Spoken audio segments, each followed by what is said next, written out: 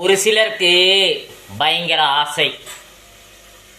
ஒரு சிலருக்கு பயங்கர ஆசை, அதனால் படும் கஷ்டம் நிறையா. இத்தினோண்டு வீட்டுக்குள்ளே எல்லா பொருளும் வைக்கணும்னு நினைக்கக்கூடியது. அப்பப்போ வீடு காலி பண்ணக்கூடிய ஒரு சிலர் நிறையா வச்சுட்டு ஆள் இல்லாமல் கஷ்டப்பட்டு ஒருத்தனை போட்டு வாடி வதைக்கக்கூடிய ஒரு சிலர். வீட்டில் ஃபேமிலியாக இருக்கலாம், 2 பேர் இருக்கலாம், 4 பேர் இருக்கலாம். எல்லாத்தையும் தூக்கிட்டு ஒடியே இருந்துட்டு வேலைக்கு போகாமல் கஷ்டப்பட்டு அங்கே போய் திட்டு வாங்கி அதை பண்ணி இதை பண்ணி அப்படி பண்ணி இப்படி பண்ணி எதுக்கு? 10க்கு 10, 16க்கு 16 எவ்வளோ வைக்க முடியுமோ வைங்க. எல்லாத்தையும் வாங்கணும் அவசியம் கிடையாது. எல்லாத்தையும் மண்டையில் ஊட்டணுங்கிற அவசியம் கிடையாது. போட்டு சிந்தனை பண்ணாதீங்க. அங்கே நிம்மதியாக இருக்குதா, அங்கேயே நிம்மதியாக இருங்க. அங்கே வேறு பக்கம் போகணும் அவசியம் கிடையாது. அடிக்கடி வீடு மாற்றுறது, அடிக்கடி பொருள் மாற்றுறது, அடிக்கடி இஎம்ஐ போடுறது, இதெல்லாம் சின்ன ஒரு 15,000 10,000 சம்பளம் வாங்குறவங்களுக்குள்ளே 1008 கமிட்மெண்ட் வைக்காதீங்க. வாங்கிட்டு என்ன பண்ணுற, ஓடுறோம் ஓடியாரம். இது வாழ்க்கையாக போயிரு, கஷ்டமாக போயிரு. வீட்டில் இருக்கிறவங்க வெளி காட்ட முடியாத போயிரு.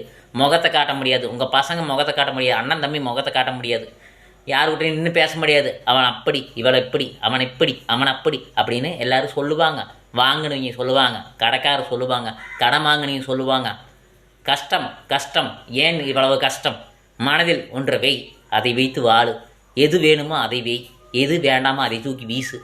நிம்மதியாக இருக்க இது ஒரு வழி. எதையுமே போட்டு மண்டையில் உருட்டிகிட்டு இருக்காதீங்க. இருப்பதை வைத்து நல்லா வாழுங்க. நன்றி.